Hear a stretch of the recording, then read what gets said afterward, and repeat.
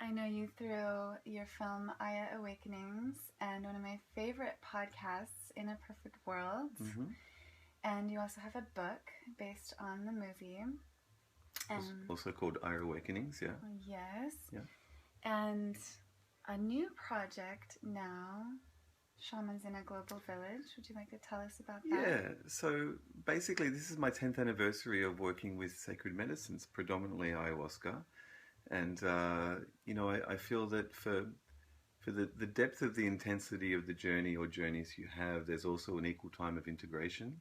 Mm-hmm. And so for me, when I first went down to Iquitos and experienced ayahuasca and was writing about it for what started out for a magazine article and then became this 3-month, 30-chapter book, it took like a few years to get the book out and then the marketing of the book. And then that was in 2006, so at the apex of launching the book, the film started with the director of the film, Tim Parrish, and Lulu Medill, who did the soundscapes. So we did a spoken word readings from the book, and they essentially became the backbone for the film. And then that took me all the way through to about early 2014. So, I was on like an 8-year journey of literally really integrating through, I say, like my words and my media as my medicine, and making shamanic artifacts and trying to anchor and capture some of the essence of these experiences through my own personal lens to comment on a more tribal and group initiation I think we're all going through essentially as a species these days with mediated plant and earth medicine activation. Mm-hmm. And so all of that has been this overarching journey that's taken me up to my 10th anniversary now, and we're just launching a new venture called shamansoftheglobalvillage.com.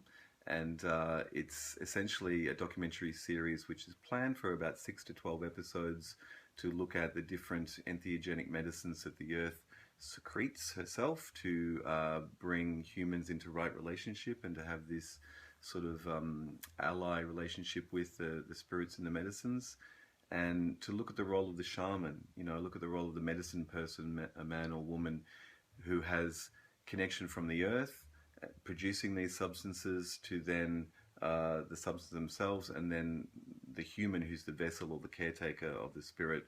And often indigenous people have been caretakers of these plants and medicines, and now there's a new generation of Western people who are going through the growing pains and also the responsibility and the learning curve of taking on board what it means to be medicine people or shamans in the global village. So I see there's this rebalancing happening around the earth, where it's not just about indigenous people. Essentially, we're all indigenous to the planet, but a lot of the Western culture, what Terence McKenna used to call dominator culture, the ego culture that has spread out to all areas of the world and infected with this globalism and this egoism, which I feel as well as also not just a byproduct, but as a direct result of, I guess the shorthand for it is seasons of consciousness or world ages that we've been in that there seems to be now a fruition point and a tipping point and a blossoming of this new energy coming through from the planet herself and then from deeper galactic sources,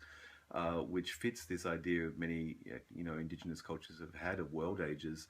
And so we're seeing this global shamanic resurgence, which, is fruiting almost everywhere around the planet, with Westerners who have inherited the dogmas and the energies and the egoic structures and the wounds of 6 to 10,000 years of his story. Right. And so what we really hope to do with Shamans of the Global Village is to show this lineage between the planet and the plants and earth medicines and the people.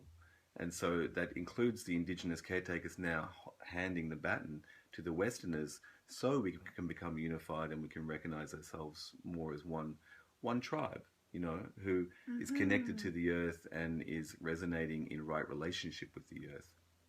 That's essentially the gist of the show. So the first episode we shot last year in Mexico with Dr. Octavio Rettig, who's a Mexican-trained doctor who works with the Bufo alvarius toad medicine, which contains the Western idea of the chemical of 5-MeO-DMT. Now, 5-MeO-DMT is also endogenous to the human brain. It's in plant kingdom. It's in different animals as well. In a sense, we're neurologically wired for it. We're hardwired for God. That's what it is, essentially. I mean, I have a bit of a soundbite mechanism in me. Like I just conjugate this language. But I feel that's part of my gift of, it doesn't come from here, it comes more from the heart.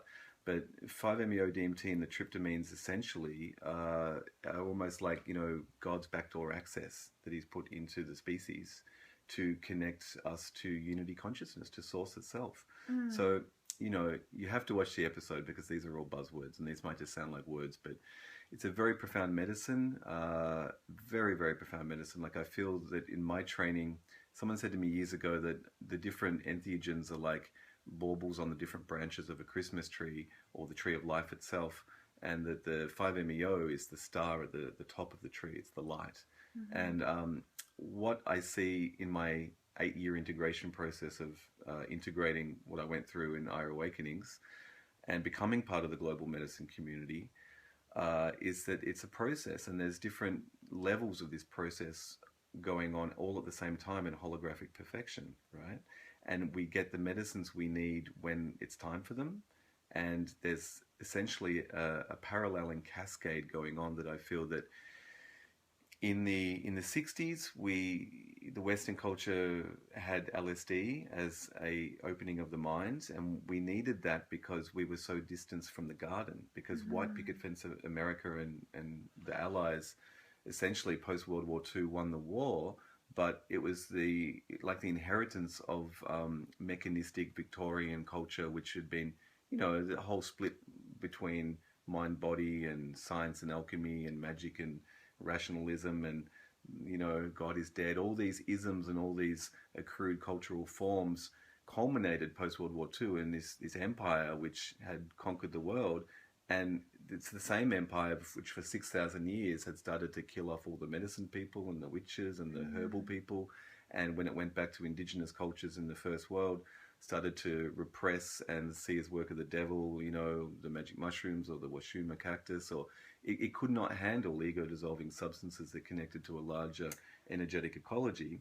So at that exact moment, the LSD revolution happened. It came through the lab with Albert Hofmann, and essentially, there's a whole story there, but essentially what I feel is that LSD helped open the mind and it helped release a planetary blockage. A generation later, and these are all lab-based things, but ecstasy, there was an ecstasy revolution that helped open the heart. A generation after that, the plant medicine movement started to really peak in the West, predominantly with ayahuasca, which helped to really tune in and open the soul. So there seems to be, to me, a cascade culturally over 20th century and the 21st, preparing us to return to the garden, because white picket fence America wasn't ready for the plants, because it was the inheritor of dominator culture which had severed the connection to the plants. So we had to go through these permissions and protocols and portals of initiation to now have this global plant and entheogen-based movement. And so even within the plant-based movement, I see that there's essentially most of the entheogens are very good at healing, and some of them help specifically with addictions, some of them help just reveal things we've suppressed or open us up to the web of life and reconnect us. The original Latin word for religion is to reweave or to reconnect, and then you got to ask to what, and it's to spirit, right? And so after a decade of working with ayahuasca, who I still dearly love and work with and do ayahuasca retreats at least once a year down in Peru, with my curandero Percy Garcia Lozano, last year I was introduced to the toad medicine with Dr. Octavio Redig, and then everything changed very rapidly. And I started to see that there's, even within the plant medicines, it's like they're cleaning and cleansing and healing us.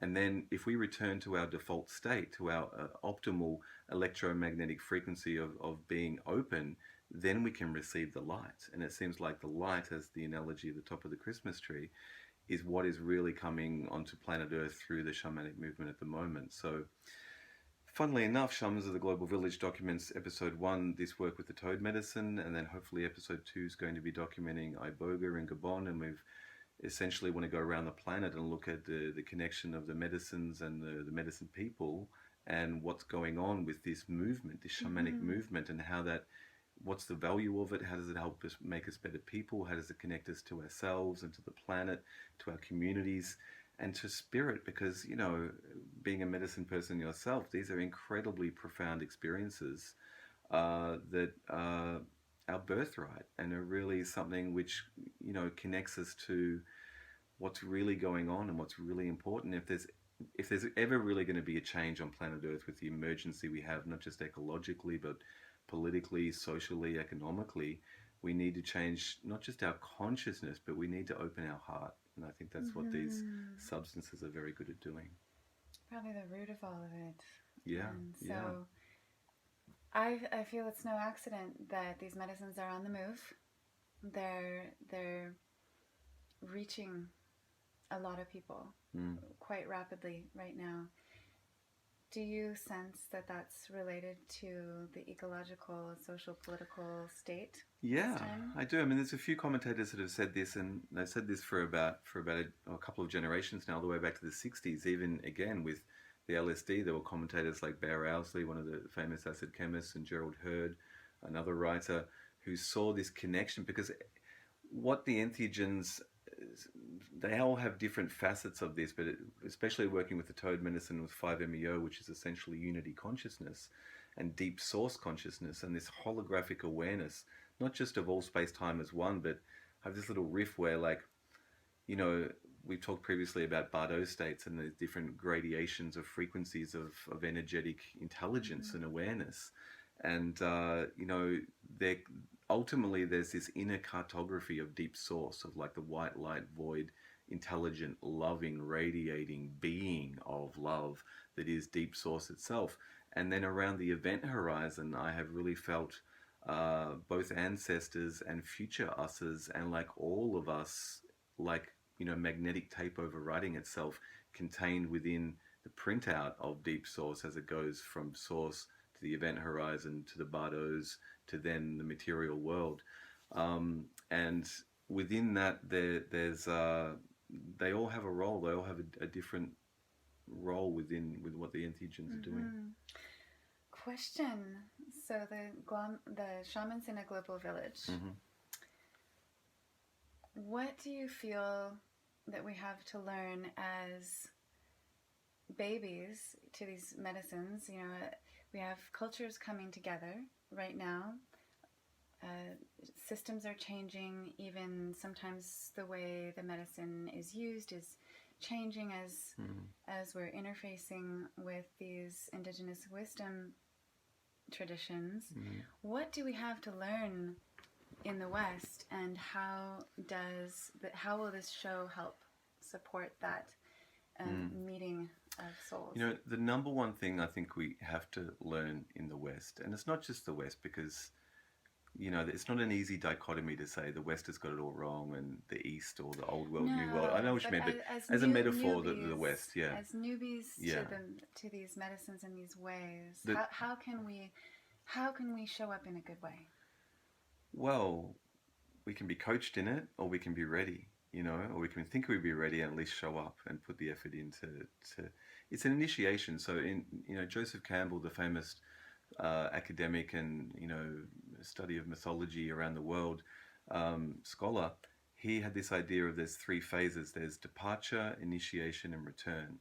And so essentially we've departed from the intimacy of understanding the interconnectedness, what many indigenous cultures might say Mitakuye-Oyasin or Wankantanka, or you know, the great spirit which threads throughout and animates and breathes life into and is all things in manifest forms.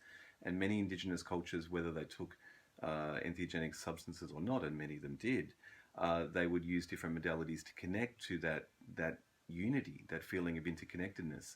And within that feeling of interconnectedness is this key term, right relationship.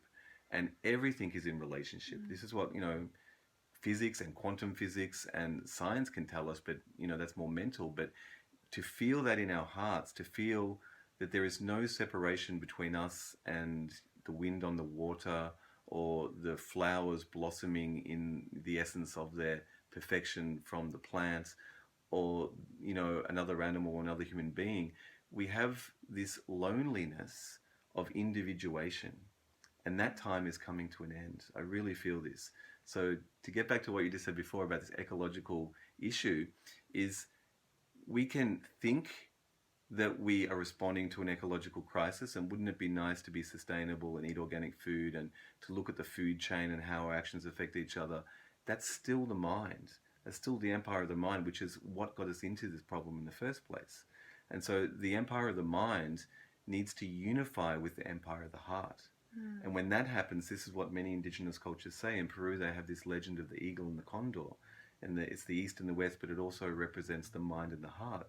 And many sacred teachings across the world understand this. You know, the heart has brain cells in it, and it has its own capacity to think. This is what science can tell us.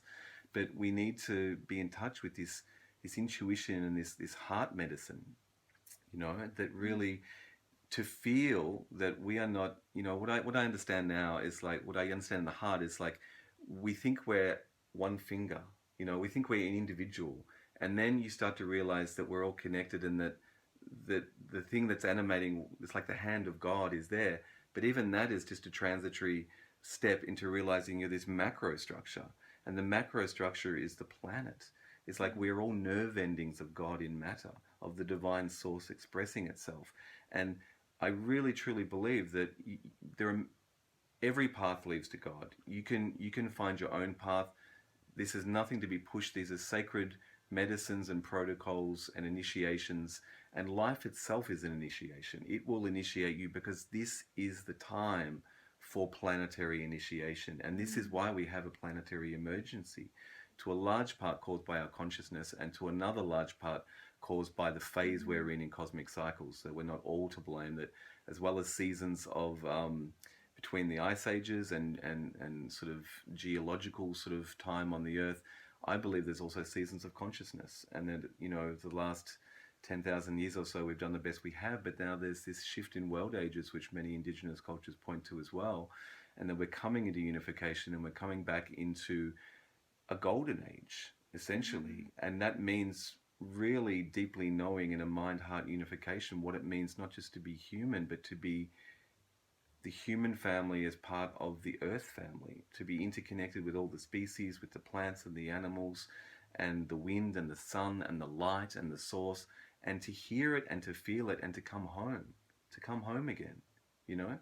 That's where I feel we're at. And so it is my great hope that in documenting as best I can, you know, the experiences of the shamans of the global village, and going around and working with the different entheogens and the medicine people, that we hold a bit of charge. We get some authenticity and some rawness. This is a independently produced documentary series which we are relying upon the community to help fund. We're going to be doing a series of crowd funds for each episode going forward. We did the first episode on our own, and it is some incredibly immaculate and impeccable cinematography and direction and encapsulation of the path of these shamanic practitioners, and through them the medicine path, I think, of all of us coming home.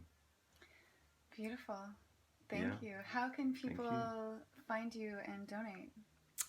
So we have a website, shamansoftheglobalvillage.com, and the show is launching on October 1st, 2016. And I have a little riff. I have many riffs, but I basically, you know, they say it takes a tribe to raise a child.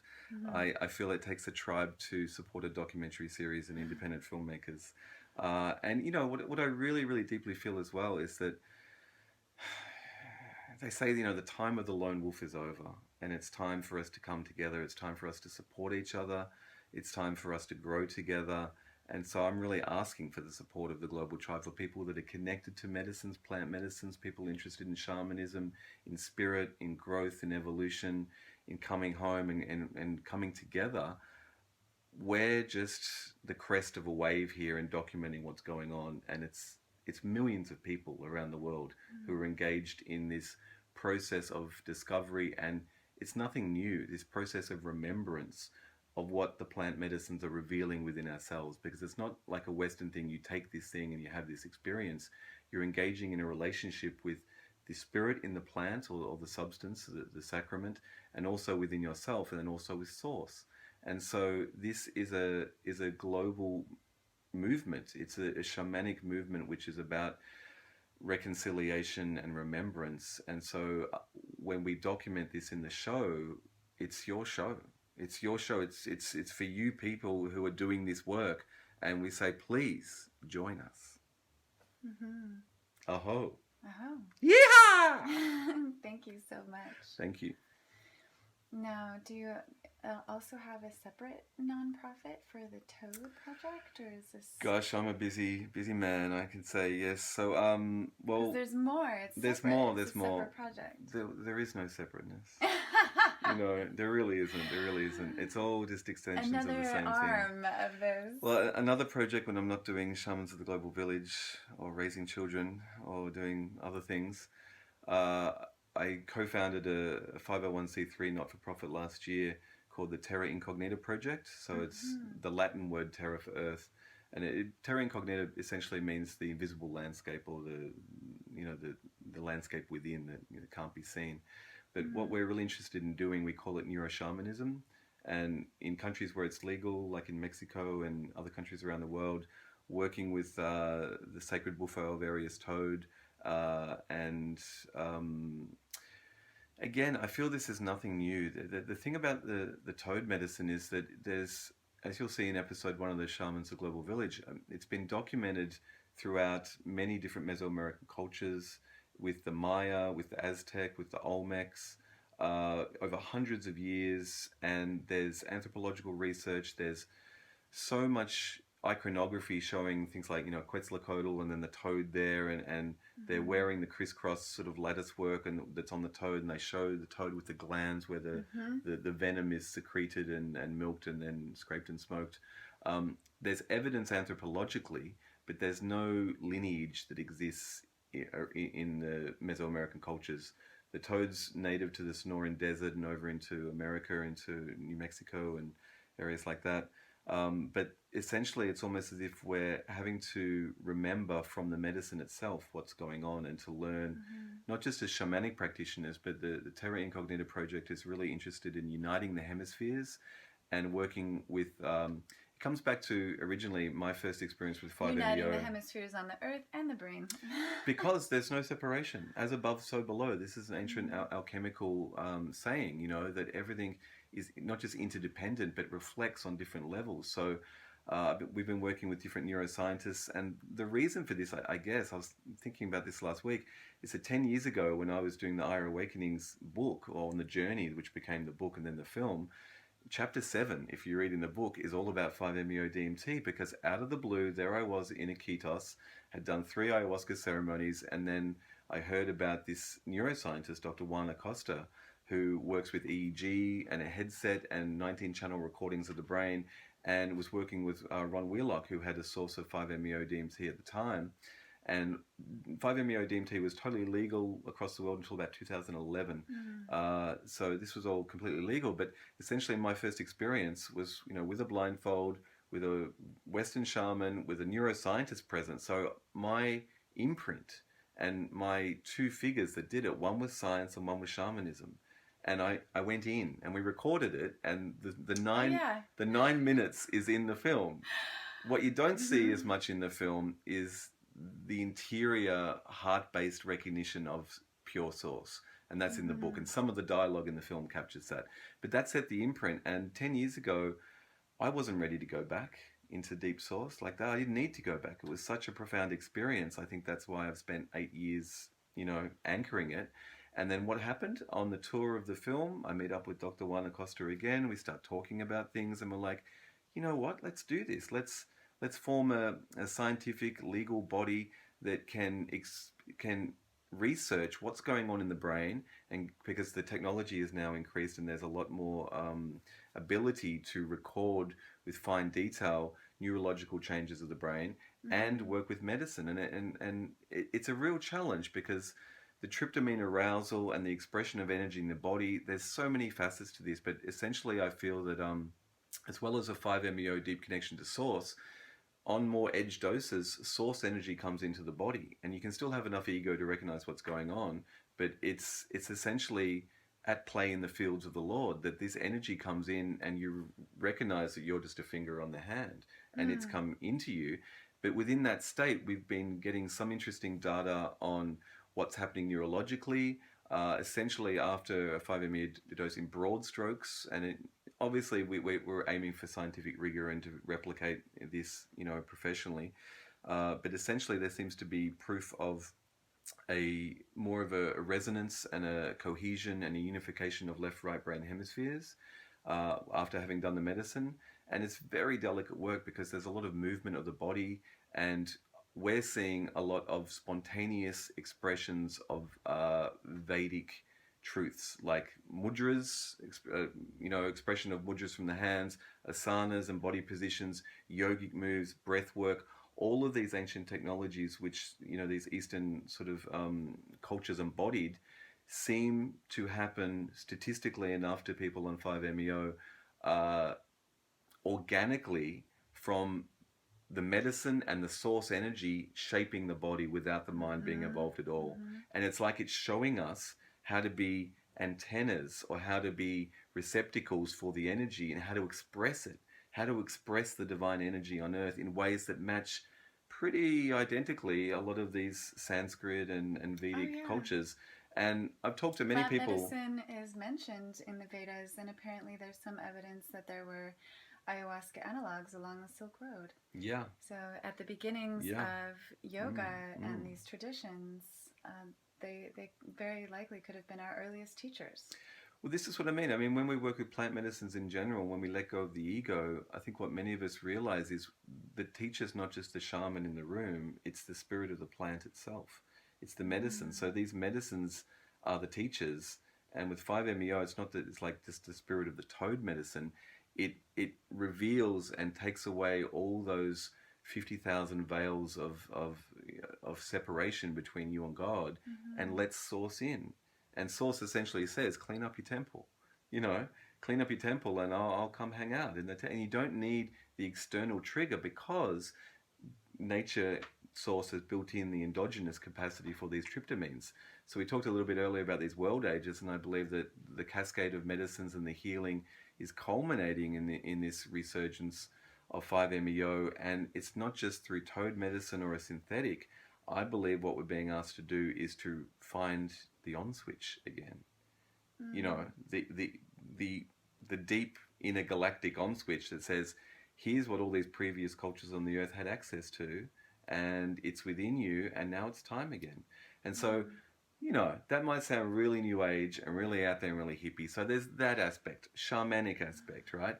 But we have incredibly top 1% neuroscientists in their field who are interested in the physiological and neurological aspects and are rigorous scientists and are going to be doing some microdose studies with toad. Hopefully, we've been working with helping integrate people that have had trauma or slight sort of PTSD symptoms from not having good integration with toad medicine. We've been helping sponsor a Bufo Alvarius sustainability study in the Sonoran deserts. And we're only a year old. So we really, really need your support with this. The URL is the Terra, Terra Incognita-project.org.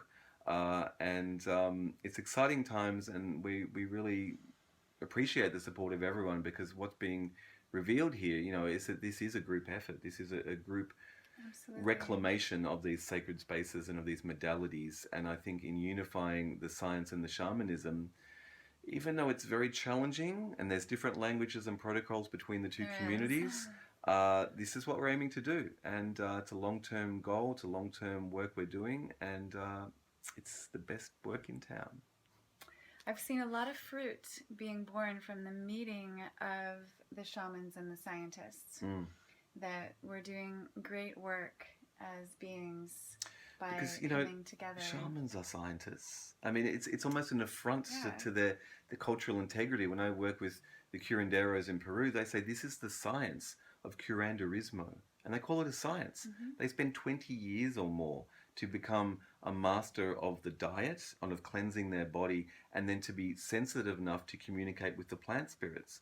And all the vast, literally like tens of thousands, if not hundreds of thousands of different plants and the spirits therein, and then the celestial hierarchies. And if they do one thing wrong, it has just as much a big reaction as a scientific experiment. I feel that. It's different paradigms, but it's same archetypes.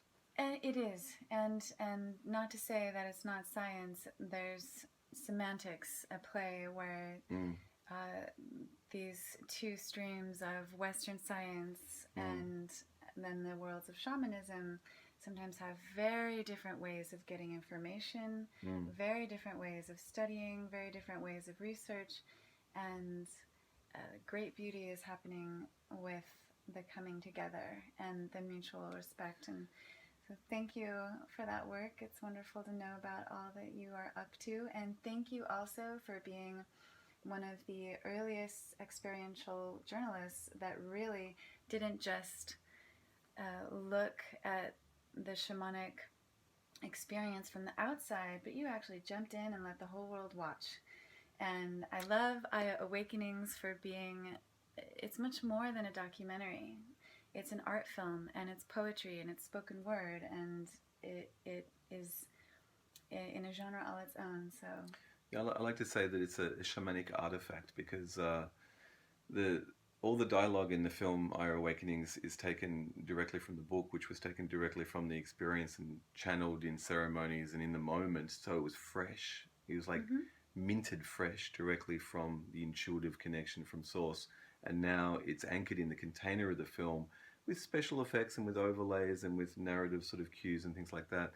But to be a container to transmit the essence of the experience. So as opposed to just watching the film, it literally catalyzes a response synesthetically from the narration and the words taking up, left brain, lateral sort of things, and then the music, and then the visionary stuff, which really brings you on a complete synesthetic journey. And it's as close as you can get to the real thing without doing it. And even then, it's got some of the essence in it. So my words and my media are my medicine. Yeah, and you can find that at aya-awakenings.com. beautiful.